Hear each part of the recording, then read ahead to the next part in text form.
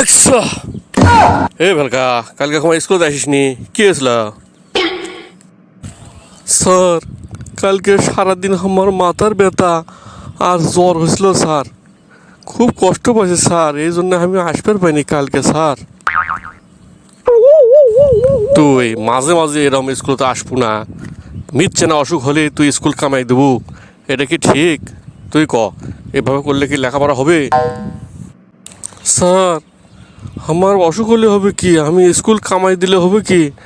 আমি কিন্তু পড়ালেখা ঠিকই করে আসি স্যার, আপনি যেভাবে বলেন আমি সেভাবে পড়া কমপ্লিট করে আসি স্যার, ধরে দেখেন স্যার আমাক।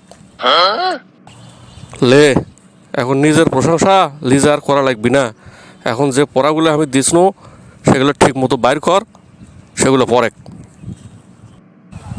পড়েছি স্যার। কপল ভিজিয়ে গেল নয়নেরও জলে, কপল ভিজিয়ে গেল নয়নেরও জলে, কপল কপল কপল ভিজিয়ে গেল নয়নেরও জলে, কপল ভিজিয়ে গেল নয়নেরও জলে। স্যার স্যার এটা জিনিস আমি তো বুঝিচ্ছি না স্যার, এই কপল মানে কি স্যার, একটু বলে দেন তো। এই ছাত্র তো আমার মুশকিলত ফেলে দিল রে শালার, আমি এমনি তো এটার মানে পারি না। কফল মানে বা কি, কফল মানে বা কি? শোন শোন, কপল মানে হচ্ছে, কপল শব্দের অর্থ হচ্ছে কপাল, কপাল বুঝছো? কপল শব্দের অর্থ কপাল। পর কপল ভিজিয়ে গেল নয়নের জলে, কপল ভিজিয়ে গেল নয়নের জলে, কপল ভিজিয়ে গেল নয়নের জলে। আচ্ছা কপল মানে কপাল, এটা কেমন কথা হলো স্যার? এই কপল মানে যদি কপাল হয় স্যার, এটা তো একটা হিসাবে বুঝেছি না স্যার, তো নয়নের জলে কপাল কেমনে ভিজবি স্যার, একটু বুঝে দেন তো। এই তো দেখিচ্ছি খুব গিরিঙ্গি বা ছাত্র রে, এই তো ছাড়বি না।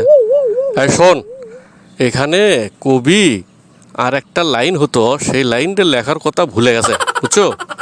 এই যে লেখা আছে যে কপল ভিজিয়ে গেল নয়নেরও জলে, তার পরের লাইনটা হতো পা দুটো বাঁধা ছিল গাছেরও ডালে, বুঝছো?